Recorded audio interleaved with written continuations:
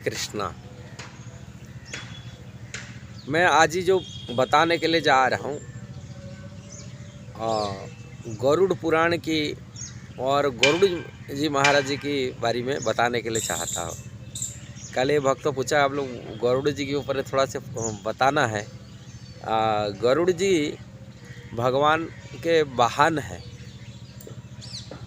ये वाहन भगवान गरुड़ जी भक्त हैं, भक्त शिरोमणि है और इसलिए दास भाव से सेवा करते।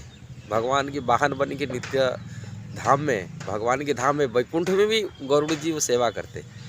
किंतु धरती पर जो लीला करते वो लीला के हिसाब से भगवान के साथ में ये एक कुछ लीला करते और लीला के लिए यहाँ आते, प्रकट होता है। किंतु उनके नित्य जगत में, नित्य धाम में, वैकुंठ में भगवान के वो वाहन है, हमेशा के लिए है और अनंत काल से, अनंत युग से आगे रहेंगे। अनंत काल से ही भगवान जैसे प्रकट उनकी वाहन मध्य में उनके साथ साथ है। किंतु धरती पर लीला होता है, यहाँ विनीता नंदन रूप में प्रकट होते। कश्यप मुनि के दो पत्नियां, माने बहुत सारी पत्नियां हैं, इसमें दो पत्नी हैं जो दोनों बहन थी, कर्दू और विनीता। कर्दू से नागवंश की जो सर्पवंश की जन्म हुई है और विनीता से दो पुत्र हुए थे, गरुड़ और अरुण।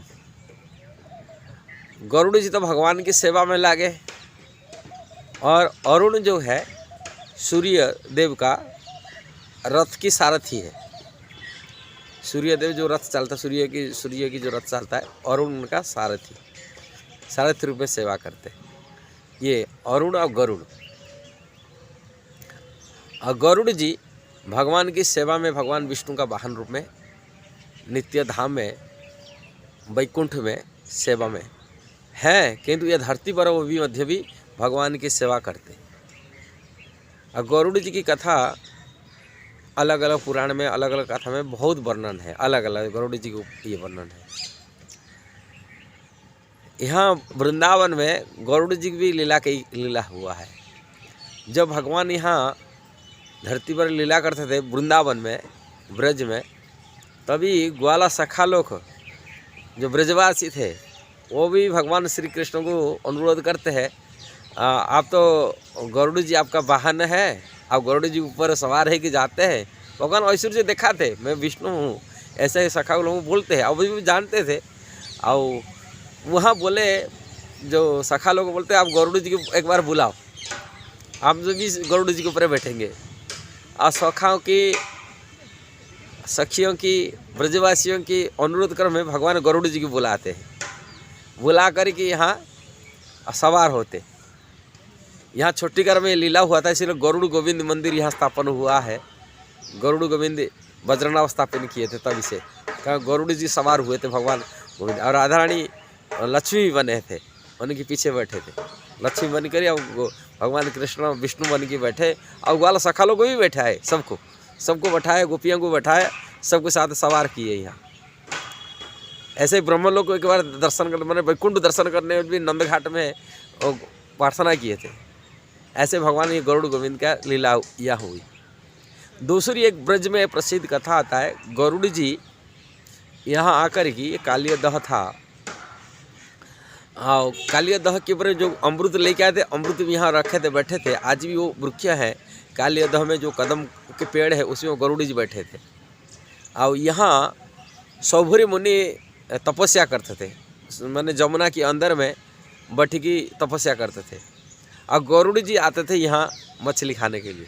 और गरुड़ जी तो पक्षी हिसाब से, पक्षी का आहार होता है, मछली होता है, जो मछली खा लेते थे। इसको देखिए क्रोध में आके काली अदह में जो आते थे खा लेते थे। सौभरी मुनि तो उनको अभिशाप दिए थे, तो यहाँ नहीं आना। तब जो गरुड़ जी यहाँ आना छोड़ दिए थे। किंतु एक वैष्णव भगवान के भक्त है, भगवान के सेवक है, उन्हीं के चरण में सौभरी मुनि का उनको अभिशाप देने के कारण से अपराध लग गया। जिसी कारण से सौभरी मुनि की पतन हुई मतलब जो उस पानी के अंदर उन्होंने इतना दिन तक तपस्या करते, पानी के अंदर भजन करते थे, किंतु गरुड़ जी के चरण में अपराध होने के नाते उनके मध्य काम वासना पैदा हो गया।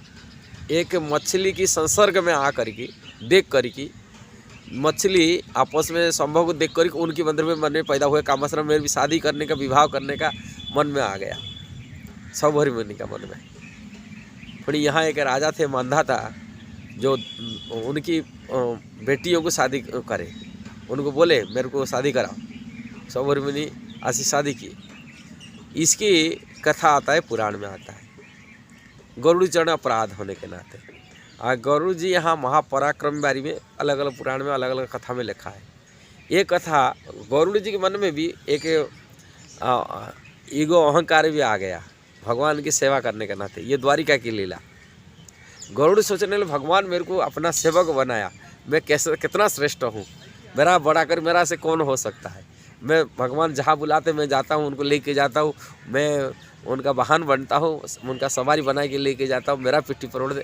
अब मेरा जैसा बड़ा भक्त के ऐसे बड़ा भक्त जो ईगो आ गया, उन्हें भगवान इसका ईगो को अहंकार को ख़त्म करने के लिए गरुड़ जी की बोले हनुमान जी को थोड़ा बुला दीजिए। ले आओ, साथ साथ हनुमान जी साथ साथ आएंगे।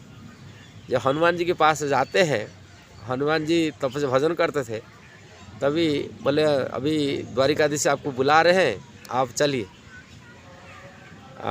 किंतु ये राम भजन में हनुमान जी बिजी रहते थे, व्यस्त थे राम के। उनको कहने लगे मैं जानता हूँ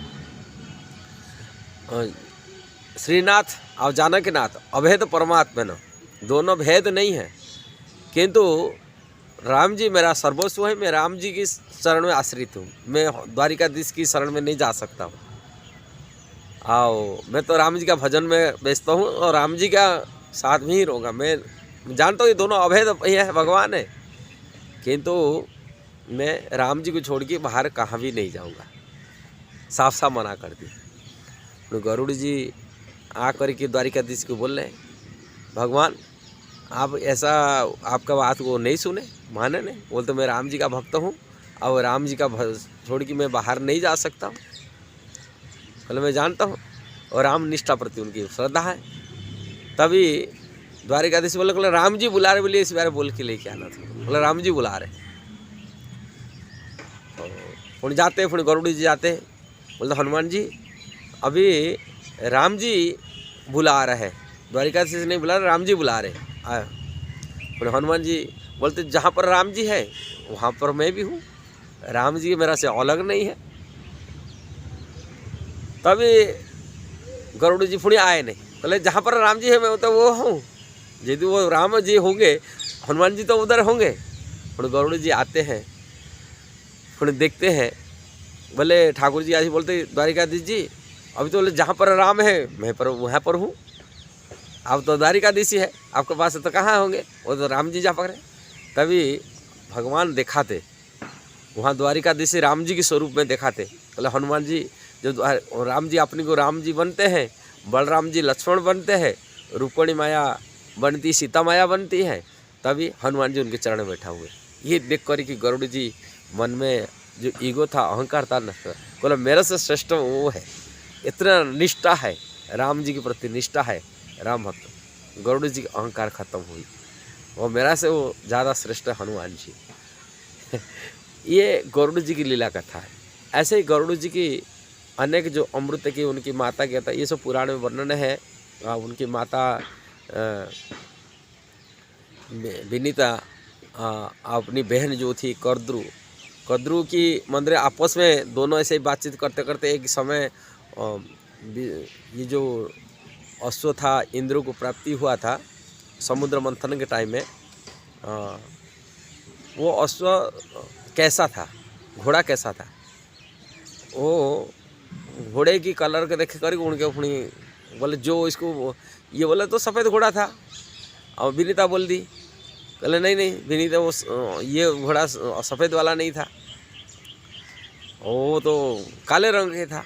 ऐसे आपस में बोले कैसा, चलो फिर देखने के लिए जब गए, और वो पहले से कद्रु क्या कर दिया, कपट कर दिया, अपना जो संतान को सर्प को बोल दिया तुम लाके जाएंगे उसको काला बना दो, मैंने कि उसके लिपट जाए, जैसे काला देखा जाएगा उनके।